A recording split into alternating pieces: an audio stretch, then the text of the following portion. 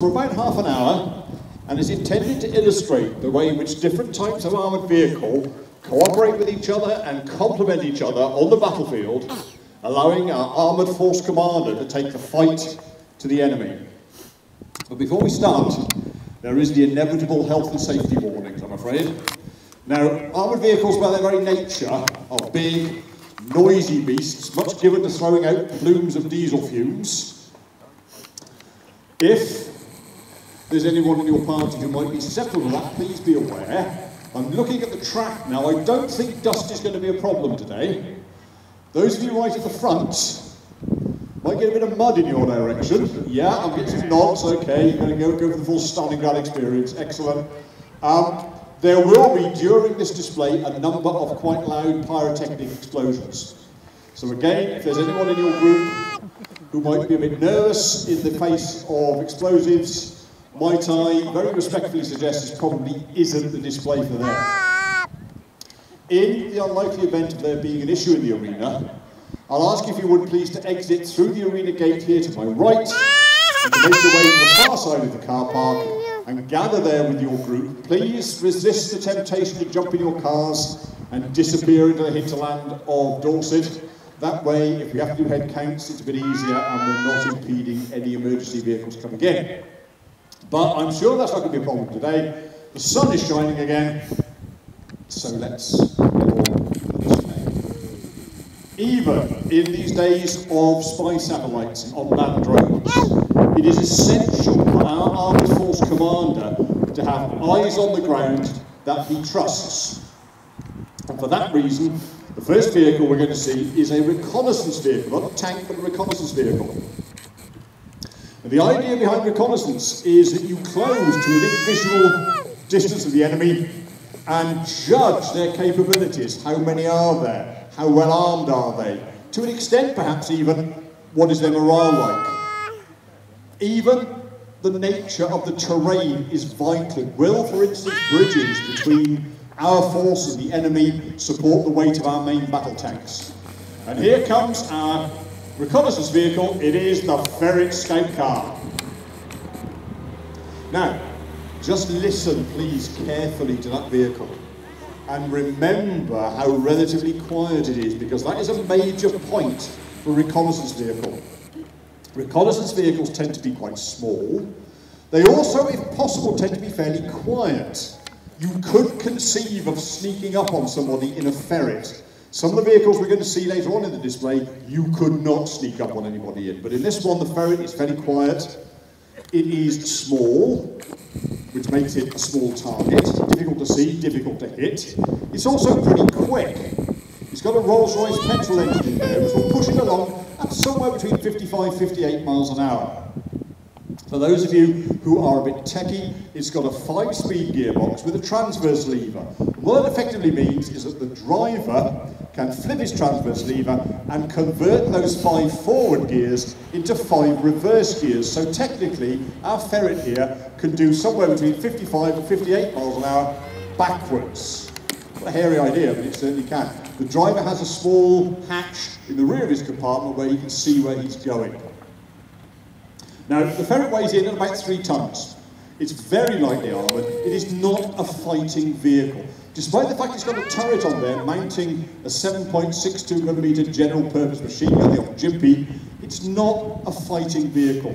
If the commander has to use that machine gun, then something's gone wrong, basically. The idea is that he advances to close with the enemy, sorts out the intel that he needs, sends it back to his force commander using these long antennae you can see there at the top of the vehicle, and then withdraws, hopefully without being seen. Right? Now, there's a 2-man crew in there. The driver in the front there, the commander sits up in the turret and operates the machine gun if necessary.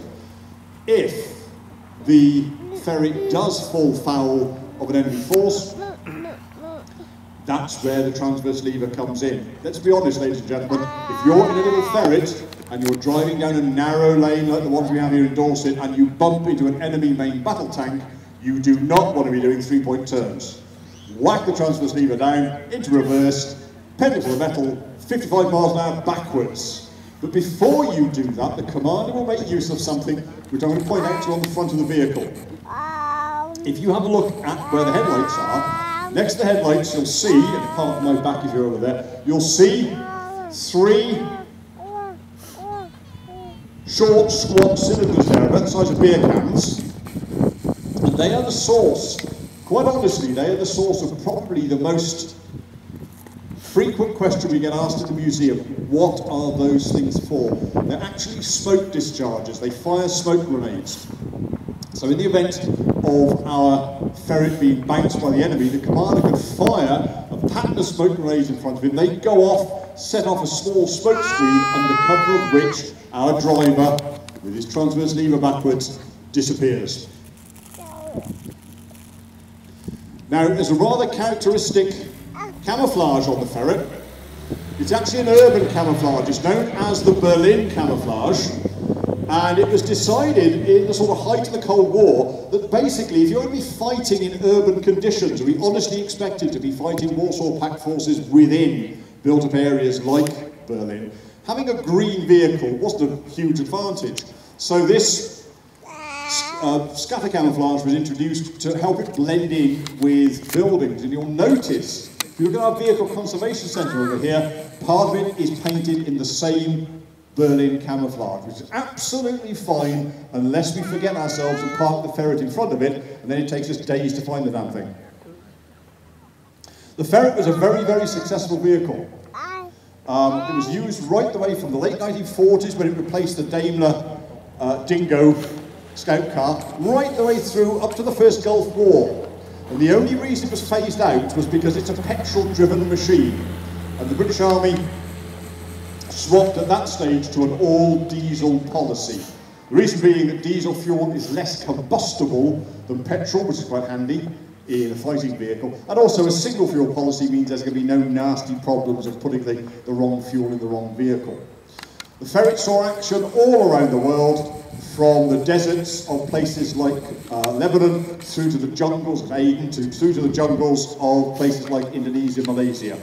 Very, very successful. Replaced now by a fully tracked reconnaissance vehicle called the Scimitar, which is an altogether beefier vehicle that does a very, very similar job.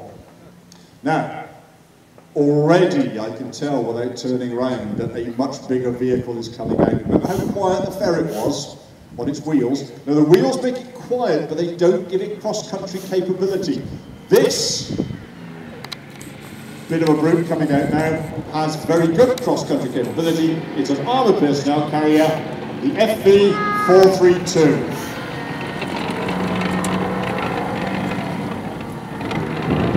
It has become traditional in the British Army to give names to various classes of vehicle. The 432 seems to have lost out a little bit. It went through most of its service career simply called the FV Fighting Vehicle 432. It's currently still in use on the second line capacity when it's known as the Bulldog. The Bulldog is in all respects a similar vehicle, the only difference being it's got a steering wheel rather than steering levers, and it's got an automatic gearbox. Now, basically what you're looking at is an armoured box on tracks, sometimes called a battlefield taxi, and its real job is to deliver infantry to a battlefield safely. Now, in the First World War, tanks advanced at about walking speed. If you got 2.5 miles an hour over Mark 4 or Mark 5, you were doing really well. And that is about as fast as you could expect a poor old Tommy with 35 kilos of kit on his back to walk through the mud and the barbed wire. By the Second World War, tanks were much quicker, and the infantry were finding it difficult to keep up. Lorries were okay, but they had no cross-country capability. So the Americans and the Germans had to go at some half-track armoured personnel carriers, the M3 series for the Americans and the Hanomag series for the Germans. They were quite good at cross-country, not as good as the tanks. They had a major problem. They were both open-topped, which made them vulnerable to mortar fire and to mortar fire, and to hand grenades. Now, by the 1960s, every country that was building armoured vehicles set out to build a fully enclosed armoured personnel carrier. And this was our version of it. Those of you who are fans of the Vietnam films of Oliver Stone will recognise the American M113. In fact, to be honest, Some of you may have had a ride in a converted one because our rides are based on the same chassis as the M113. Most of these vehicles were the same. They were fully enclosed, partly to keep the crew and the soldiers in there safe, but partly, of course, because the expectation was they would be fighting on a battlefield which might be radioactive, which might have chemical or biological weapons in there, and therefore having a vehicle you could close down was infinitely superior to having an open-topped one. Now, the original 432s did have a turret on board with a cannon mounted, but that design was abandoned almost immediately because the real weapon of this vehicle isn't any kind of turret-mounted cannon, it's what's inside. And here they are, ladies and gentlemen. The British Army has 22 SAS, the Americans have Delta Force, we have the Bovington Volunteers. Let's have a cheer for the Bovington Volunteers, shall we? Well done. Each one of this hardened elite fighting force has had anything up to 40 minutes of training to take part in this display today. So there they are. The idea is, of course, the 432 will pick up its rifle section, deliver them safely to the battlefield. They will debus, as the Army likes to say, do their business, hopefully successfully, get back into the 432 and be carried again safely away from the battlefield. Now you may wonder why in a display of armour I'm talking about infantry. Surely infantry are very, very vulnerable to tanks. Well, yes they are, but equally tanks are very vulnerable to infantry. If you're an infantryman, the last thing you want to hear is that growl of the diesel engine and the squeak of the tracks coming towards your slip trench. But if you're a tanky, the last thing you want to see is somebody popping up with a shoulder-launched anti-tank missile, Panzerfaust, Panzerschreck, bazooka, RPG in latter days. So you need a screen of infantry to hold the ground. Right? The tanks can take ground, but they can't hold it.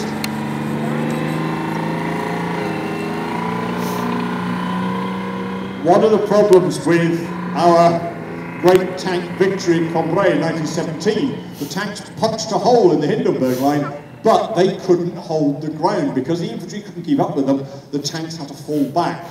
Right? So it's important that the infantry keep up. Now the 432, very, very successful vehicle, formed the basis of a whole family of vehicles, including a self-propelled gun called the Abbott.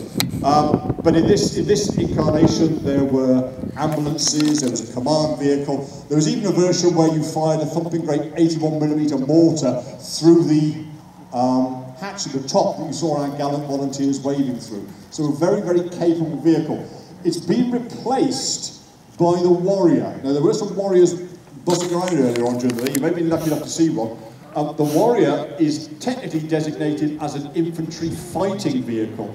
The infantry inside can operate their weapons from inside the Warrior. The Warrior does have a turret, it does mount a 30mm cannon, and is a serious, serious bit of kit.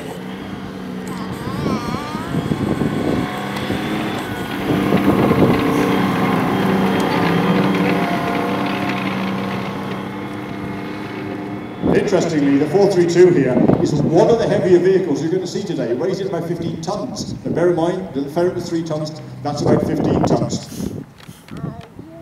So, we've seen a reconnaissance vehicle. We've seen an armoured personnel carrier which will bring infantry up to support the tanks. I think, ladies and gentlemen, it's time for a bit of heavy metal. And it doesn't come much heavier than this. I don't even need to turn around to know what's coming. Ladies and gentlemen, this is Britain's Cold War warrior. This is the Chieftain. Look at that. Look what's coming. He's a big tower. You may notice I involuntarily step back a little bit when the Chieftain comes round.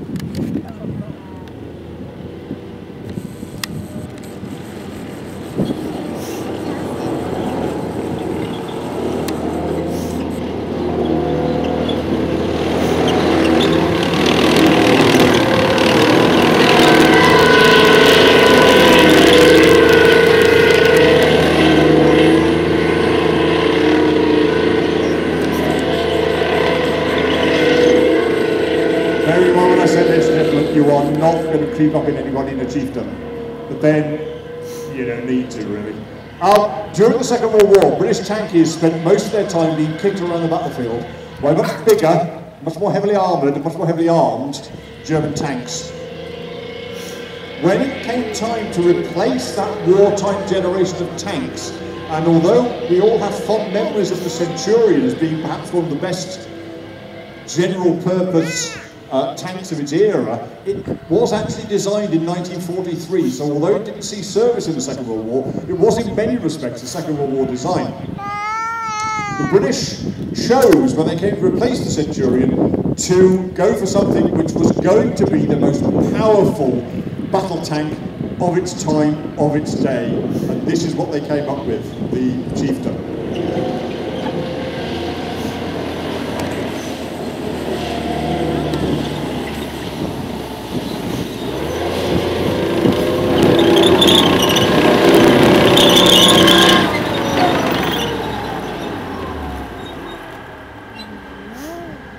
There is an equation that you have to bear in mind when you're designing armoured vehicles.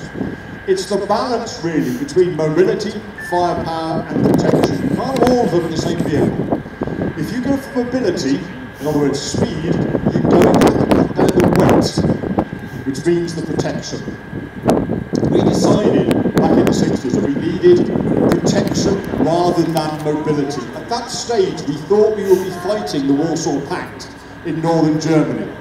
In effect, we weren't going to rush around anywhere. They were going to attack us, and we were going to do our level best to stop them.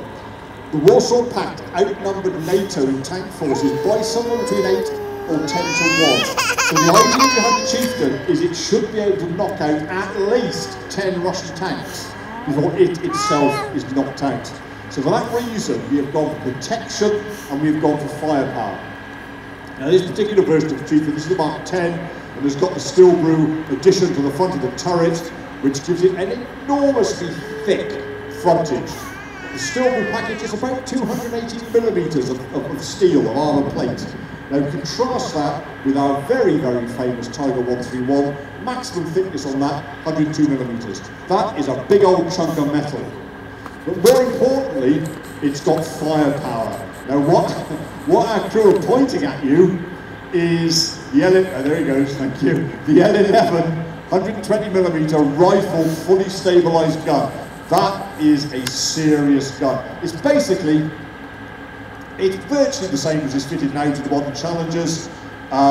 It's got a range in excess of 3 kilometres. It fires a variety of rounds, specifically 2 types, kinetic and chemical. Kinetic rounds. These are lumps of metal which are fired incredibly quickly from the end of that gun.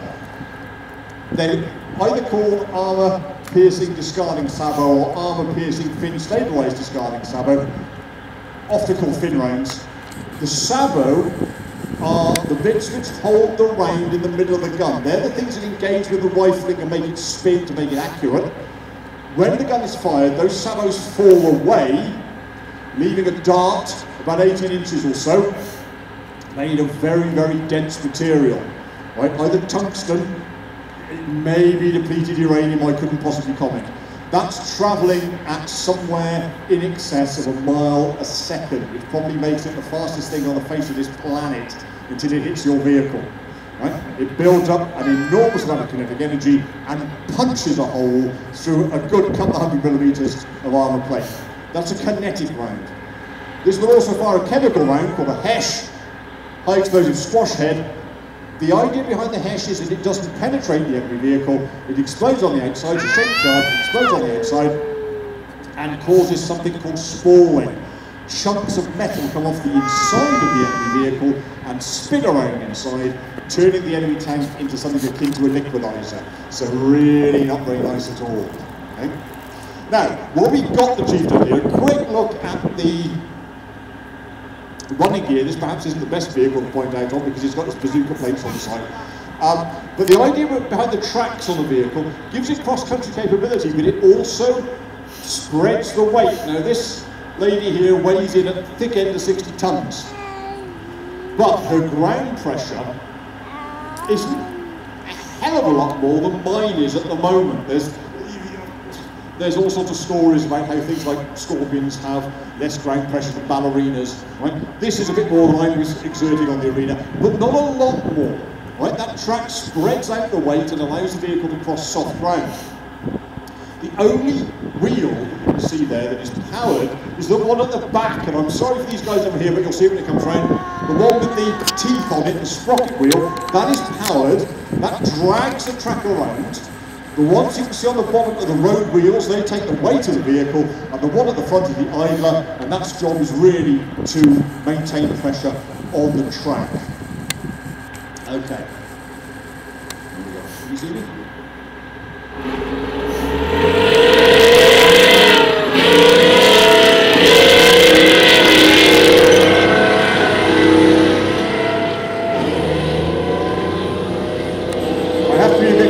Because the driver can't actually see me, so I need to make sure that I'm well out of the way he moves.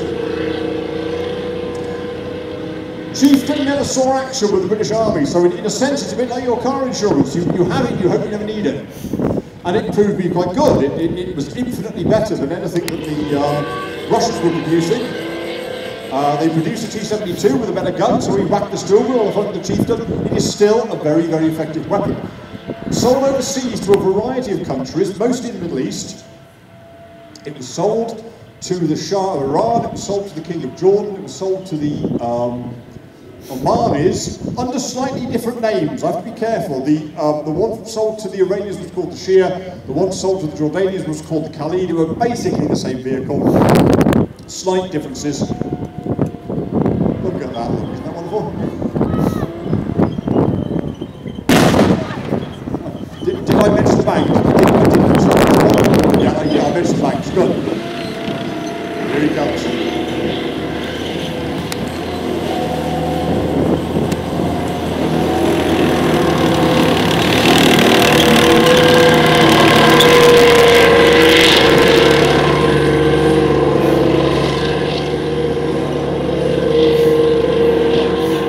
If anybody wants to know what to buy me for Christmas, I'll have one of those, please. A bit heavy on fuel, but ever so easy to park.